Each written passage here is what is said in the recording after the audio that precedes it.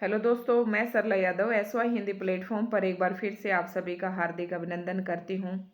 और आज से हम शुरू कर रहे हैं जो हमारा टीजीटी जो एस्टेट का सिलेबस दिया गया है उसमें आपका बसंत भाग 1 और बसंत भाग 2।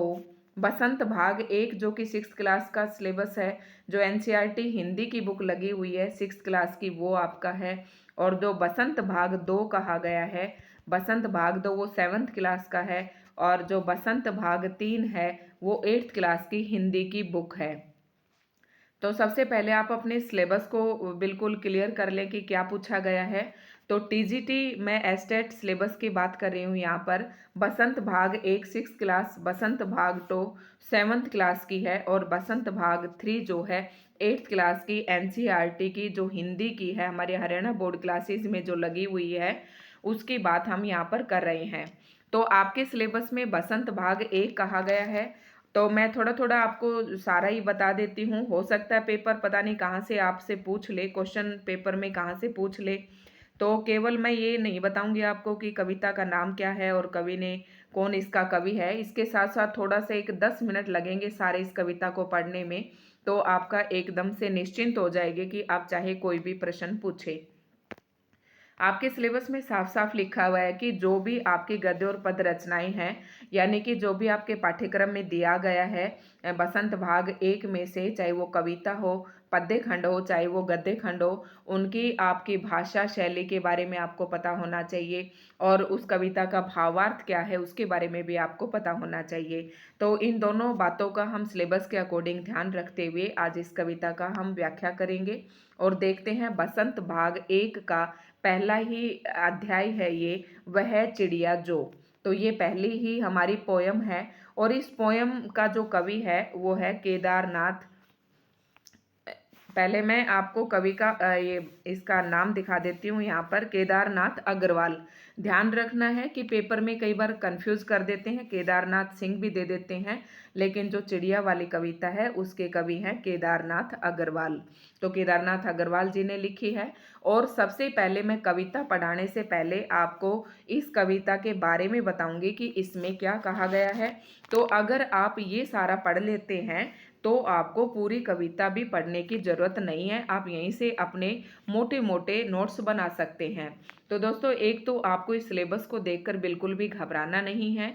मैंने इस सिलेबस के आने से पहले जितनी भी अपने प्लेटफॉर्म पर वीडियो डाली थी उन सब में मैंने बताया है कि 4 या 5 क्वेश्चन ही पूछे जाते थे आज से पहले, तो जब ये सिलेबस नहीं दिया गया था।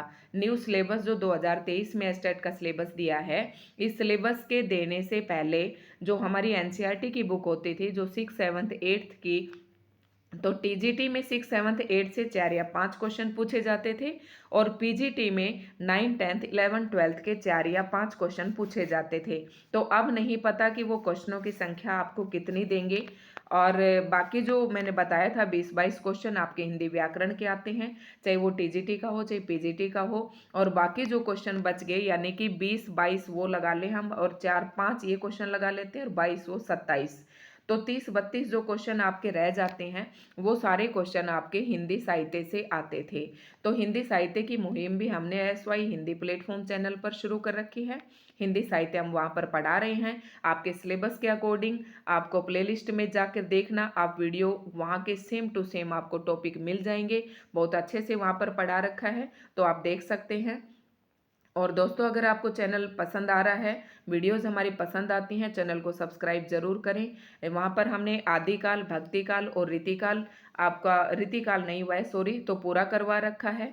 और एक आपके सिलेबस में रीतिकाल, भक्तिकाल और आधुनिक काल नाम न देकर वहाँ पर उन्होंने गद्य और पद कह दिया है। तो इस बात का भी आपको ध्यान रखना है कि है आपका वो हिंदी साहित्य ही, कहीं आप ये ना समझें कि ये हमारा तो काम का नहीं है। मैं हर वीडियो में ये बात बता रही हूँ, लेकिन अब मैं थोड़ा आपका कम टाइम लेते हुए और इस कविता को पढ़ाना चाहूँगी। तो अब क्या है, चिड़िया वाली जो कविता है इसमें कवि ने क्या बताना चाहता है। एस्टेट वाले बच्चों को कविता का भावार्थ, कवि का नाम, और ये आपको उसकी भाषा शैली, इसके बारे में आपको पता होना चाहिए, क्योंकि सीधा सीधा कह रहा है कि भाषा शैली और भावार्थ के बारे में आपको पता होना चाहिए। तो इस पाठ के बारे में हम देख लेते क्या बताया है। कवि ने बताया है कि उसके स्वभाव में नीले पंखों वाली एक छोटी चिड़िया है। बहुत ही इंपॉर्टेंट बात है, कवि ने बताया है कि उसके स्वभाव में, मतलब कवि ने नीले पंखों वाली चिड़िया के माध्यम से केदारनाथ अग्रवाल जी ने अपने स्वभाव के बारे में बताया है। यहाँ पर एक प्रतीक के रूप में लिया है, एक माध्यम के रूप में लिया है चिड़िया को, तो लेकिन कवि चिड़िया के बहाने अपने स्वभाव के बारे में बता रहा है आपको। यहाँ पर वह संतोषी है, मतलब चिड़िया जो है संतोषी है, अन्न से बहुत प्यार करती है। वह अपने पन के साथ कंठ खोलकर पुराने घने वन में बेरोक गाती है, मतलब उसके ऊपर कोई रोक टोक नहीं है। तो मुंह बोली है, एकांत में भी उमंग से रहती है। इनके माध्यम से कवि अपने स्वभाव की विशेषता बता रहा है कि कवि का जो स्वभाव है वह संतोषी स्वभाव का है। वह अन्न से बहुत प्यार करता है, अर्थात उसे प्रकृति से बहुत प्यार है। वह अपनेपन के साथ कंठ खोलकर पुराने घने वन में बेरोक गाते हैं, मतलब कवि भी जो है अपने खुलकर अपनी कविताओं की रचना करता है, खुलकर रस उड़ेलता है घने वन में। मुंह बोली है, मतलब कवि भी चिड़िया के माध्यम से कह रहा है कि उसका स्वभाव कैसा है, मुंह बोला है, अन्न से बहुत प्यार करता है, एकांत में भी उमंग से रहती है। मतलब कवि ने कहा है कि चिड़िया जिस तरीके से एकांत में उमंग अर्थात उत्साह के साथ रहती है, उसी प्रकार कवि भी अकेला होने पर भी हमेशा उत्साह से भरा रहता है। वह उफनती नदी के विषय में जानकर भी जल की मोती सी बूंदों को चोंच भर में भर लाती है। कवि कह रहा है कि जिस प्रकार से चिड़िया उफनती हुई नदी अर्थात तेज बहाव की नदी में भी वह अपनी चोंच से जल की मोती की बूंदें भर लाती है, अर्थात कवि के कहने का भावार्थ यह है कि वह भी कठिन, जिस तरह से चिड़िया कठिन परिस्थितियों में हिम्मत नहीं हारती है, कवि ने भी कहा है कि वह भी कठिन परिस्थितियों से हिम्मत नहीं हारता और निरंतर उनसे संघर्ष करता है। उसे स्वयं पर गर्व है। कवि कह रहे कि चिड़िया को स्वयं पर गर्व है, वह साहसी है, उसे नदी से लगाव है। कवि ने अपने भीतर की कल्पित चिड़िया के माध्यम से मनुष्य के महत्वपूर्ण गुणों को उजागर किया है। तो मतलब यहाँ पर आपको बता दिया है कि चिड़िया तो मात्र एक कल्पना है जिसके माध्यम से मानवीय गुणों को यहाँ पर इस कविता में उजागर किया गया है। और मानवीय गुण कौन कौन से हैं? संतोषी, अन्न से बहुत प्यार करना मतलब प्रकृति से प्यार करना, एकांत में भी उत्साह के साथ रहना, मुंह बोला और मतलब हिम्मत न हारने वाली बात यहाँ पर कवि ने की है। तो ये था इस कविता के बारे में। फिर भी हम कविता का सरलार्थ जो है थोड़ा सा कर लेते हैं, हो सकता है आपको और ज़्यादा अच्छा समझ में आ जाए। अब क्या कहा है कवि केदारनाथ अग्रवाल जी ने कि वह चिड़िया जो चोंच मारकर दूध भरे जुंडी के दाने रुचि से रस से खा लेती है। कवि क्या कहता है, कवि केदारनाथ अग्रवाल जी कहते हैं उस कल्पित चिड़िया के माध्यम से कि वह चिड़िया चोंच मारकर, जुंडी का होता है कि ज्वार की बाली से जो दाने हैं, एक ज्वार की बाली है जिसमें दाने हैं, इसमें ये दूध से भरे हुए हैं, कच्ची ज्वार है उसमें दूध भरा हुआ है उन दानों में, और दूध मतलब रस भरा हुआ है। तो चोंच मारकर इस रस को वह बड़ी रुचि से खा लेती है, रस से खा ले, रुचि से और रस से खाती है, मतलब बहुत चाव से खाती है। वह छोटी चिड़िया संतोषी चिड़िया, कवि ने कहा है कि वह चिड़िया है वह संतोषी प्रवृत्ति की है। नीले पंखों वाली मैं हूँ, मुझे अन्न से बहुत प्यार है। कवि कह रहा है कि चिड़िया कहती है कि मैं नीले पंखों वाली हूँ और मुझे अन्न से बहुत प्यार है, अर्थात इन पंक्तियों में कवि के कहने का भावार्थ यह है कवि को भी अपने अन्न से बहुत प्यार है। ठीक है, उस नीली चिड़िया की तरह उसे अन्न से बहुत प्यार है, अर्थात उसे प्रकृति से बहुत प्यार है।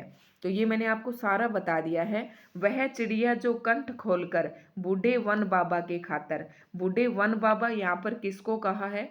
जंगल को कहा है, यानी कि वन को कहा है। वन को यहाँ बूढ़ा बाबा कहा है। रस उड़ेलकर गा लेती है वह छोटी मुंह बोली चिड़िया, नीले पंखों वाली मैं हूँ, मुझे विजन से बहुत प्यार है। विजन का मतलब होता है जहाँ पर कोई जन नहीं रहता, अर्थात जहाँ पर कोई भी मनुष्य नहीं रहता। अब इसका सरलार्थ देख लेते हैं हम।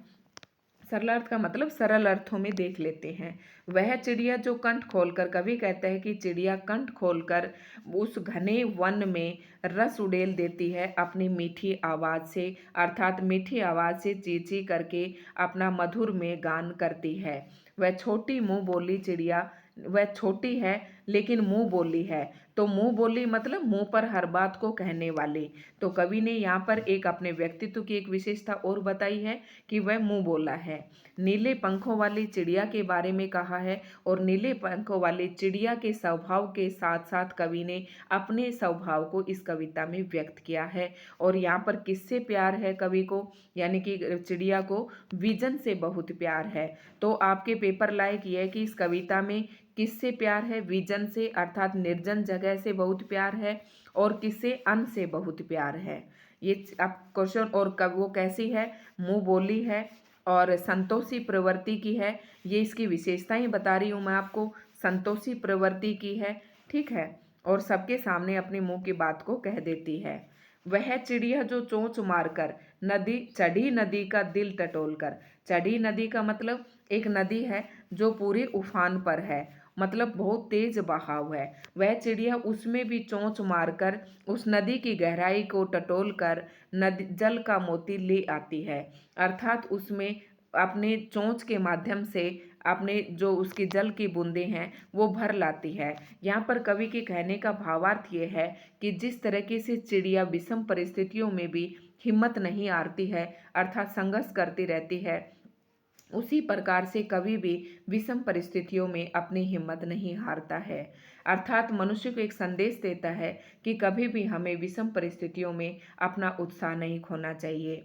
वह छोटी गर्बीली चिड़िया, यहाँ पर चिड़िया को गर्बीली कहा है, अर्थात चिड़िया को अपने आप पर जिस तरीके से गर्व है, मनुष्य को भी अपने आप पर मनुष्य होने के कारण उसे गर्व होना चाहिए। नीले पंखों वाली मैं हूँ, मुझे नदी से बहुत प्यार है। कवि कह रहे हैं कि जिस तरीके से नीले पंखों वाली चिड़िया को नदी से बहुत प्यार है, उसी प्रकार से कवि को भी नदी से बहुत प्रेम है। तो इस कविता में किस किस से प्रेम बताया है, नदी से प्यार बताया है। प्रश्न आएगा नीचे, तो उसका आंसर है ये। और विजन से बहुत प्यार है, मतलब विजन से बहुत प्यार है। और पहले पैराग्राफ में बताया है अन्न से बहुत प्यार है। तो आप यहाँ छोटे छोटे ऑब्जेक्टिव क्वेश्चन बना सकते हैं कि कविता का नाम है वह जो चिड़िया, कवि का नाम है केदारनाथ अग्रवाल, किस किस से प्यार है, अन्न से बहुत प्यार है, विजन से बहुत प्यार है, और नदी से बहुत प्यार है। और जो विशेषताएं बताई हैं, संतोषी चिड़िया है, मुंह बोली चिड़िया है, और गर्बीली चिड़िया है। शायद आपका एक भी प्रश्न यहाँ से आपका नहीं छूटेगा। अब अभ्यास के प्रश्न तो ये बच्चों के लेवल के हैं, बच्चे अपने प्रश्न उत्तर अपनी कॉपी में लिखते हैं। कविता पढ़कर तुम्हारे मन में चिड़िया को, ये तो बच्चों का क्वेश्चन है, तुम्हें कविता का कोई और शीर्षक देना हो तो क्या शीर्षक देना चाहोगे? मैं तो दूंगी उन्मुक्त गगन की चिड़िया, तो मुझे तो यही शीर्षक, उन्मुक्त गगन की चिड़िया, ठीक है। इस कविता के आधार पर बताओ कि चिड़िया को किन किन चीज़ों से प्यार है। ये मैंने आपको अभी बताया, नदी से प्यार है, विजन से प्यार है, और अन्न से बहुत प्यार है। अब यहाँ पर आशय स्पष्ट करना है। इनका आशय मैंने आपको अभी कविता के अंदर बताया, रस उड़ेल कर गा लेती है। इसका मतलब ये है कि कवि के कहने का आशय यह है कि हमें कभी भी विषम परिस्थितियों में अपनी हिम्मत नहीं हारनी चाहिए। हमें जिंदगी के अंदर हमेशा हमारे अंदर उत्साह भरा हुआ होना चाहिए। चढ़ी नदी का दिल टटोल कर, इसका मैंने कविता के भावार्थ में खूब अच्छे से आपको बता दिया है। तो ये आपके यहाँ से प्रश्न थे, आपके इसी तरीके से प्रश्न आपसे पूछे जाएंगे। अब भाषा की बात यहाँ पर कर रहे हैं, क्या है, रेखांकित शब्दों में विशेषण का काम कर रही हैं। ये शब्द चिड़िया है, दराज संज्ञाओं की विशेषता बता रहे, तो रेखांकित शब्द विशेषण है। तो देखो, तो ये क्या है, पंखों वाली चिड़िया, ये पता नहीं क्या पूछा है, ये बच्चों वाले आपके यहाँ प्रश्न है। फिर भी अगर आप कहेंगे कि मैडम हमें कमेंट में बता देना कि मैडम हमें ये सब भी करवाओ, तो मैं जैसे ही कविता का सरलार्थ करवाऊंगी आपको ये सब भी साथ साथ करवा दूंगी। तो ये था हमारा आज का जो टॉपिक था, वह चिड़िया जो केदारनाथ अग्रवाल जी ने लिखी है। तो आपको इस तरीके से आपको ध्यान रखना है। हो सकता है आपके इसमें पूछ ले कि कोई अलंकार पूछ ले कि कौन सा अलंकार है, जैसे कि आपको दे दे वह ये पंक्तियाँ दे दे, वह चिड़िया जो चोंच मार कर, यानी कि चिड़िया चह चह की आवृत्ति के कारण यहाँ क्या है, अनुप्रास अलंकार है। दिल टटोलना, ये मुहावरे का प्रयोग किया गया है। और जो भाषा शैली की अगर बात करें तो भाषा शैली है कि साफ सीधी सहज सरल भाषा का प्रयोग किया गया है, अलंकारों का प्रयोग किया गया है, मैंने आपको बताया मुहावरों का भी प्रयोग किया गया है। और भाषा में जो है गीतात्मकता है, यानी कि संगीतात्मकता है। आप देख रहे हैं कि लास्ट में एक लय भी बन रही है, एक गीत सा भी बन रहा है। तो ये सारा था इस कविता की भाषा शैली, आप आराम से लिख सकते हैं। दोस्तों, अगर आपको कविता की व्याख्या अच्छी लगी हो तो हमारे चैनल को सब्सक्राइब ज़रूर करें। ये था टीजीटी एस्टेट वाले बच्चों के लिए। और जिस परीक्षा में भी ये सिलेबस आपका मेंशन है तो ये हर जगह पर आपका महत्वपूर्ण रहने वाली है। धन्यवाद।